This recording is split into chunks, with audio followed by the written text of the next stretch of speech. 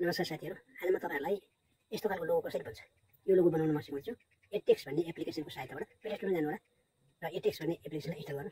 पहिलोचोटि video हेर्दिनु, channel subscribe गर्न नबिर्सनु होला। ज्ञान गुञ्जन 24 युट्युब च्यानल यस्तै भिडियो लिएर आउँछु सधैँको। ओपन गर्छु म चाहिँ। ओपन गरेपछि चाहिँ यो माथि हेर्नु त कलर छ, त्यसको दायाँपट्टि एउटा ब्याकग्राउन्ड छ, यो आउटलाइन कटिङ ब्याकग्राउन्ड। यो ब्याकग्राउन्ड चुज गर्नु होला। त्यसपछि हाम्रो यहाँ तल थुप्रो अप्सनहरु देखा पर्छन्। म चाहिँ मोबाइल अलि माथि लगाए यहाँ थुप्रो अप्सनहरु देखा पर्छन्। यहाँ अप्सन छन् हामीले एडिट गर्नेहरु अप्सन। यहाँ यो फोटो एडिट गर्नको लागि यो एकदम राम्रो बेस्ट एप्लिकेसन छ। तपाई पनि यसैबाट चाहिँ तपाईले फोटो एडिट गर्न सक्नुहुन्छ। हामीले डिजाइन गर्नु पर्यो आउटलाइनलाई भन्दै हामीले मैले के गर्नु पर्यो, ओ लेख्नु पर्यो। पहिले ओ लेख्ने, यहाँ ओके गर्ने कालोमा। त्यसपछि यसलाई अलिकति जुम गर्नु होला।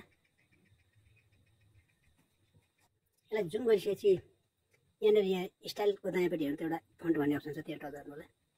यो फन्ट स्टाइल भने चाहिँ 1000 मा टच गरिदिनुस्, यहाँ क्लोज गरिदिनुस्। अनलाइनबाट खोज्ने तर अफलाइनमा पनि यहाँ फन्टहरु 1000 फन्टहरु देखा पर्ने छन्। यहाँ सर्च बार छ हेर्नु त, त्यहाँ सर्च बारमा टच गर्नुस्।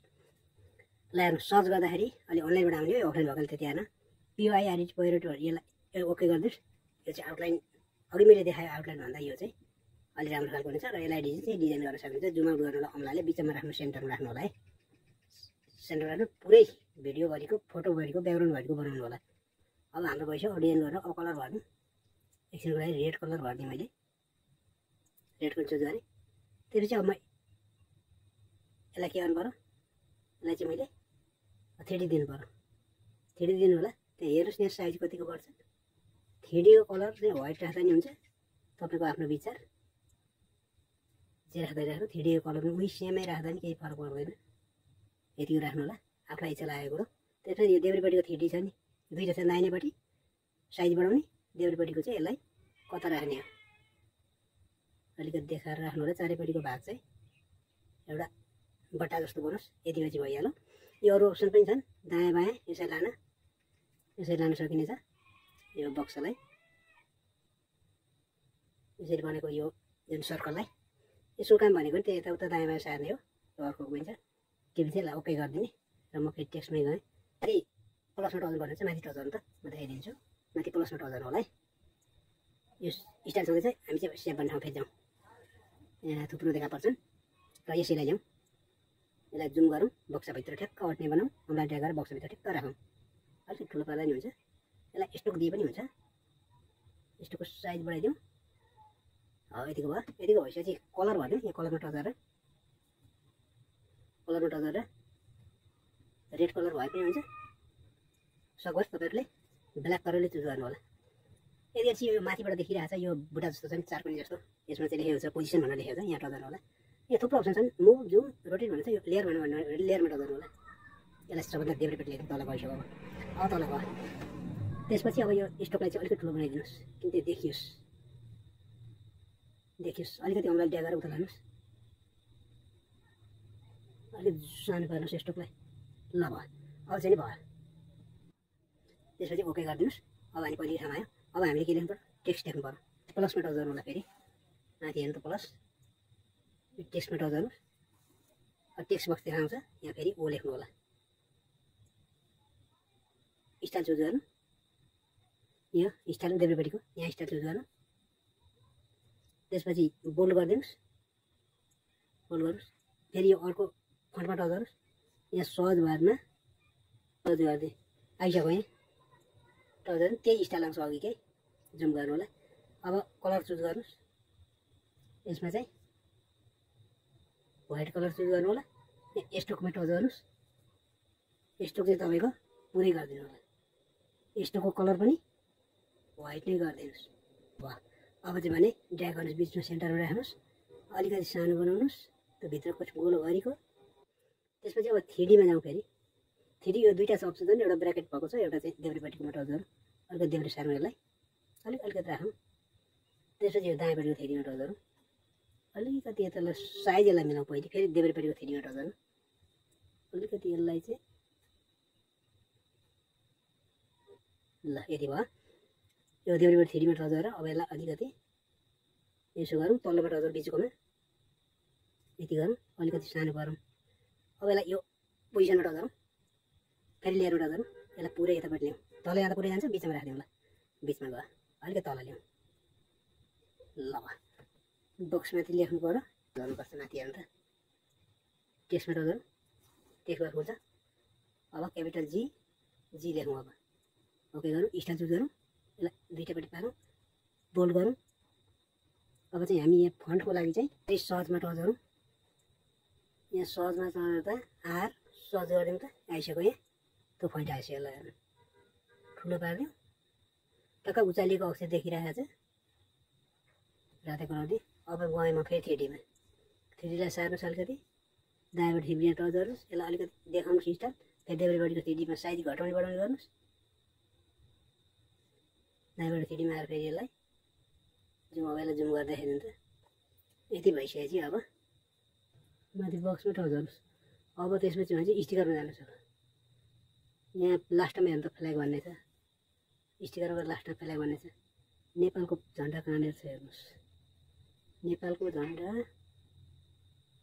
यहाँनिर छ, नेपालको झन्डा।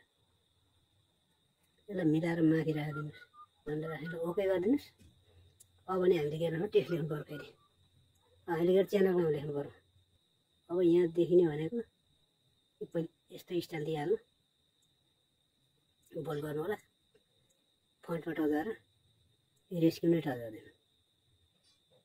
अब यसलाई हामीले फेरि रङ गर्नु पर्यो, रङ येल्लो दिनु होला, देखिनेछ। त्यसपछि यहाँ 3D मै जानुहोस्। फेरि 3D मा गएर 3D को स्टाइल अलिकति हल्का मात्रै गरिदिनुहोस्। यो बेन्ड भन्ने ठाउँ छ नि, यहाँको हेर्नु त, बेन्ड भएको ठाउँ। अब दायाँपट्टि तानिदिनुहोस्, घोप्टो पारेर बायाँपट्टि नभए दायाँपट्टि तानिदिनुहोस्। अलिकति जुम गर्नु त, अलिकति देब्रे ल्याउनु, यो स्पेसिङ भन्नेमा टच गर्नुहोस्।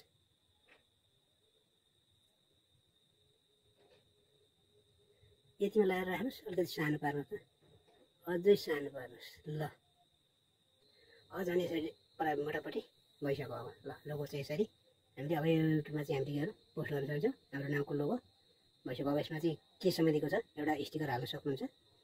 यहाँनिर स्टिकरमा टच गर्नुहोस्, खेतीपातीको छ भने यसमा हाल्न सक्नुहुन्छ। एजुकेसनको छ भने यसमा टच गर्नुहोस्,